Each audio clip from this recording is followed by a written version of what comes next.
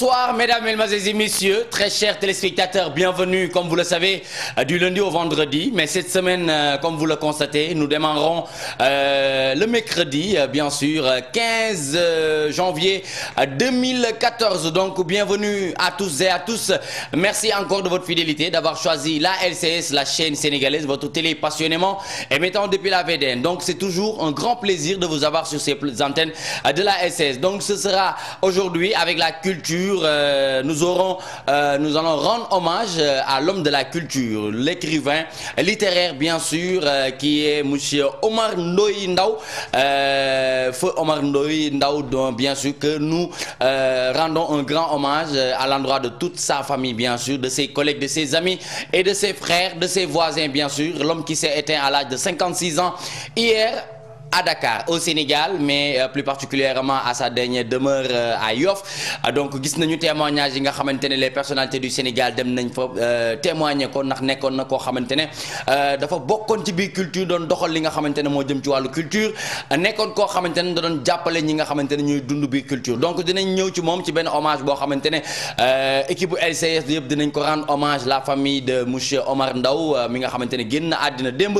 à l'âge de 56 ans. Mais néanmoins nous allons continuer bien sûr avec le Ballon d'Or. Le Ballon d'Or avec Cristiano Ronaldo, borom numéro 7 nga xamantene il a eu à faire Sporting de club mu jóge foofu dem ci Manchester United, nekk léegi ci Real de Madrid, nekk un grand portugais, dugal 400 buts ci li nga xamantene moom mooy ci jamono li muy football ci li nga xamantene mooy àddina wërngal këpp, mu dugal ci 400 buts, joué li nga xamantene toll na ci 69 matchs. Donc loolu yëpp dinañ ci dellusiwaat ci li nga xamantene mooy Ballon d'Or Cristiano Ronaldo. waaye dinañ dem tamit ci biir culture encore une fois dem def benn semi documentaire ak ñi nga xamantene jotoon nañu daje ak ñoom mooy waa Morgan Heritage, toujours avec la complicité de Loulou Sène, le grand monteur. Mais toujours on est en compagnie du grand Eumeu, l'homme à l'œil magique bien sûr, il est en compagnie de Papa Kara et sans oublier l'homme de la SICAP Liberté 3 mu di Pape Samba. waaye dañuy def mention spéciale à la grande maquilleuse kokoy kan mooy Adama. Donc mbokk yi xarit yeeg am di jàmm yi, ginnaaw bi ñu leen jaajëfalee bu baax ci ànd bi nga xamantene bés bu nekk yaa ngeen koy ànd ak ñun ci LCS, ñu ngi leen di delloo njukkal bu baax a baax ci ànd bi nga xam ñu ngi koy ànd ak yéen. Donc di nuyu les Sénégalais de l'extérieur, de la diaspora nga xamantene saa su ne ñu ngi ñuy bàyyi xel ci www.sunutv.com, ñu leen defal mention spéciale. waaye tamit di gërëm ñi nga xamantene ñu ngi tëdd ci hôpitaux yu feebar, ñuy ñaan borom bi fëgg seen bopp ba ñu delloo ak seen i sago. di ko ñaanal ñi nga xamantene ñu ngi ca kaso bi caabi féete leen ginnaaw par erreur, ñu ngi leen di ñaanal une grande liberté, ñu génn fa te leneen dootu leen fa dugalaat. Donc gis ngeen ñu ngi nekkoon ci wàllu gàmmu gi, dinañ leen ci indil ay extraits yu yaatu ndax mu nekkoon la naissance de notre prophète muy Mohammed sallallahu alayhi wa sallam, que paix et salut sur lui. Donc loolu yëpp dinañ leen ko indil mu gën a yaatu. waaye tout de suite et maintenant mesdames et messieurs, nous allons démarrer avec la culture avec le groupe mythique Morgan Heritage. Tout de suite et maintenant à la régie dans 52 minutes.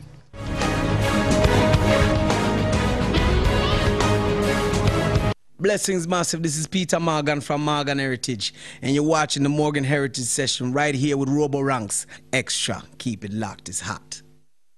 Heritage said that.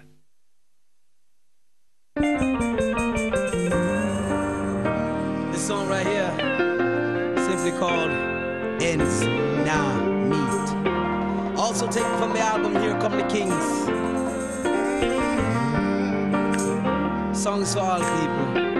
No matter your race, your color, your creed, we all go through the same struggle, the same fight. It's life. Sister, brother, sing with me. When the rain fall, the ground still tough. All my hurt, I tell me things wrong. Tell me if you see it like me. Words they speak are not true on TV. How can things be getting better when so much people still are suffer? Them say things are get better, but we can't see it, we can't. Them say money a run night and over pocket, still I feel it, Can't sleep at night because we stress out. Every morning and later but we go, because ends now meet. People line up on street, change is what we need. Tell me if you're going through this, working hard day and night, still can't live a good life. Tell me if you're going through this, the money where you make done before it reach your hand, my friend. Tell me if you're going through this, now no car. Are you going through this? Every day I wonder if no better life, no day they feel. Yeah, them say things are get better, but we can't see it. Can't see it, we can't.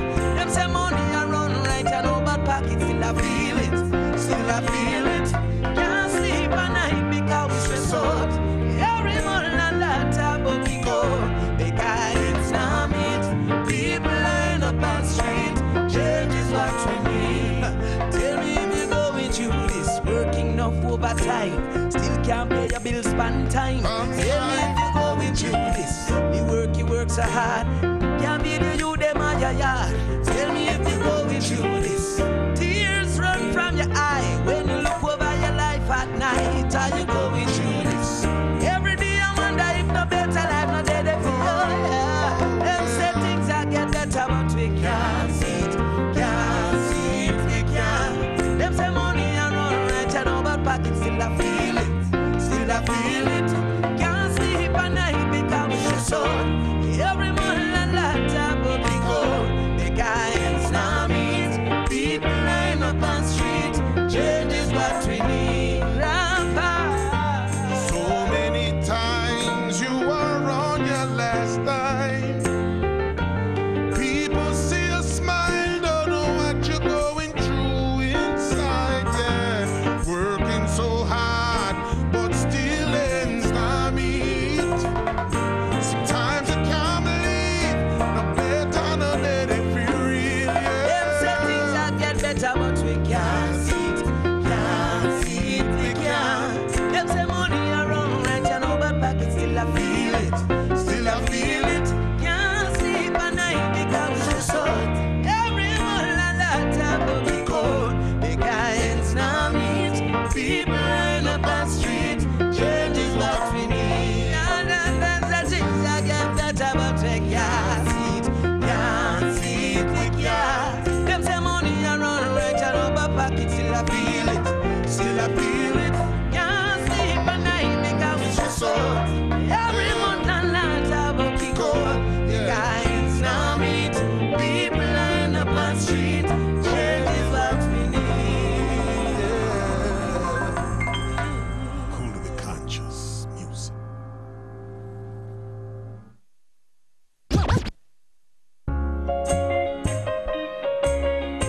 And this one is a Morgan Heritage classic. Down by the river. We're gonna do it an original Jamaican music style. A music called Mento. If you know it, enjoy it. If you don't, welcome to Jamaica. Yeah, man, yeah.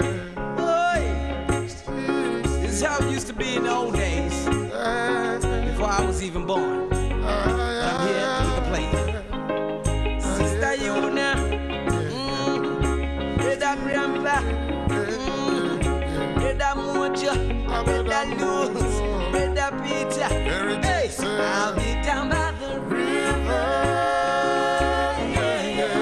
Waiting for the good Lord to pass my way. Oh, yeah. I'll be down by the river. Singing songs of joy on this lovely day. Morgan Heritage say, oh yeah. We singing birds told me. So My sunrise is always there in the morning.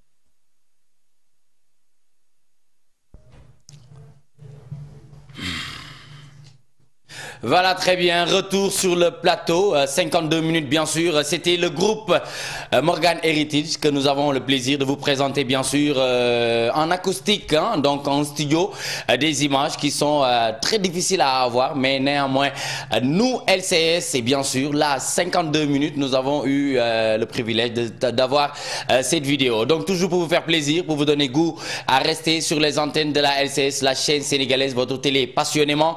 À Dindokel, Fat Cissé du côté de la SICAP Dieuppeul, hein, donc ak doomam muy nouveau-né ñu koy nuyu bu baax a baax di leen ñaanal gudd fan ak wér. 88 628 17 27 plus 2 pour que vous puissiez participer à cette émission.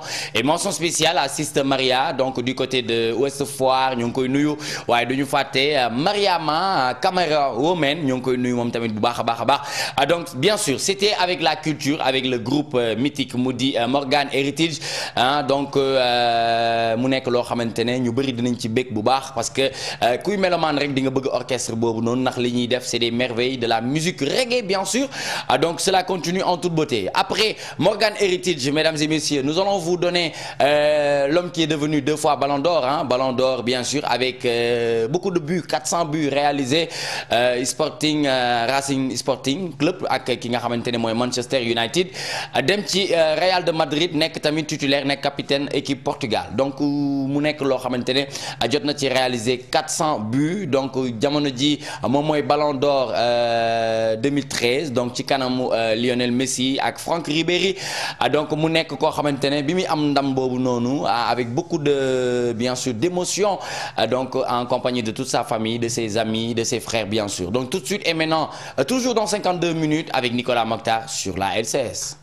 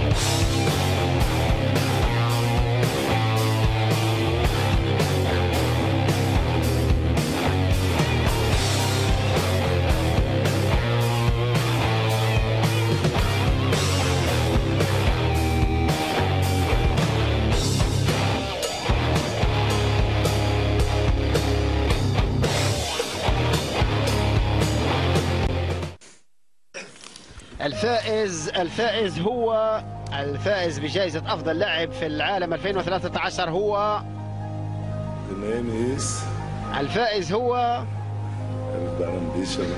إذا كريستيانو رونالدو. فعلها إذا كريستيانو.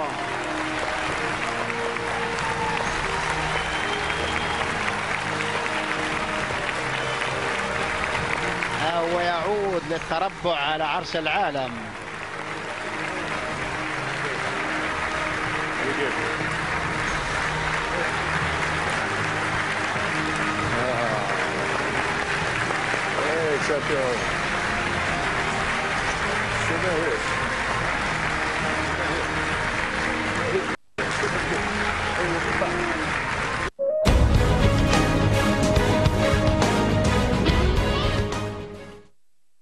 Voilà, très bien. Merci encore du côté de la régie, 88 628 17 27 plus 2, pour que vous puissiez bénéficier à cette magazine, bien sûr, qui est 52 minutes, que nous avons toujours l'immense plaisir de vous présenter l'environnement, la culture, le sport, la politique, l'économie et la santé, bien sûr. Donc, toujours pour vous faire plaisir, pour vous retenir à rester sur la chaîne sénégalaise, votre télé passionnément, émettant depuis la VDN. Donc, toujours un plaisir. mbokk yi ak xarit yeeg am di jàmm yi gis ngeen léegi nii ñu ngi nekkoon ak ki nga xamante ne mooy Cristiano Ronaldo mi nga xamante ne il a eu à réaliser 400 buts hein, donc depuis étant footballeur jusqu'ici il a eu à réaliser 400 buts donc ci yi nga xamante ne mooy club yi mu jot a def donc gis ngeen ne loolu mu nekk loo xamante ne dañ ko ci defal mention spéciale di ko féliciter di ko encourager encore une fois ginnaaw c'est la deuxième fois mu nekk Ballon d'Or donc loolu c'est très important. Et bien sûr, nous allons continuer toujours en beauté sur ces antennes de la LCS avec Pape Samba, Borom Liberté 3, comme nous l'avons donc après Cristiano Ronaldo n'a remporté aucune compétition. Chris s'est forgé tout seul, donc en inscrivant 400 buts. Donc tout de suite, mesdames et messieurs, après la culture, Morgan Heritage, après le sport, Cristiano Ronaldo, nous allons rendre hommage à un homme, bien sûr, qui nous a quittés, hein, donc que nous regrettons beaucoup même, mais nous prions que son âme... paix à son âme du moins et que la terre lui soit légère bien sûr. Donc toutes nos condoléances à toute sa famille, ses enfants, hein, sa femme, ses voisins, ses amis, ses collègues et plus particulièrement à l'homme de l'année 2013, Mouché Khalifa Sall qui est maire de Dakar car Mouché Ndaw qui était professeur écrivain donc littéraire et spécialiste des littératures, magistrature donc il était bien sûr très engagé dans le théâtre sénégalais, mais aussi tout récemment il était le responsable de la culture à la mairie de Dakar. Donc mention spéciale à tous qui nous soutiennent de près ou de loin. Encore une fois, nous vous remercions de votre fidélité. Rest in peace 2014 avec Monsieur Omar Ndaw qui nous a quittés à l'âge de 56 ans. Tout de suite et maintenant dans 52 minutes.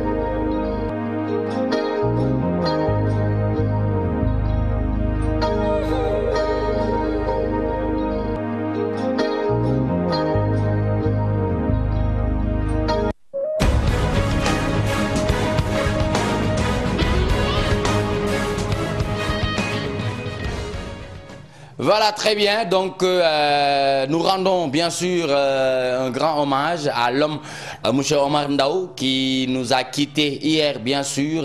Donc, et toute la population sénégalaise, hein, donc en majeure partie, l'a accompagné à sa dernière demeure, cimetière de Yoff, bien sûr, et que nous demandons que la paix, la terre lui soit légère. Paix à son âme, bien sûr. À l'âge de 56 ans, il nous a quittés. Il était responsable de la culture à la mairie de Dakar.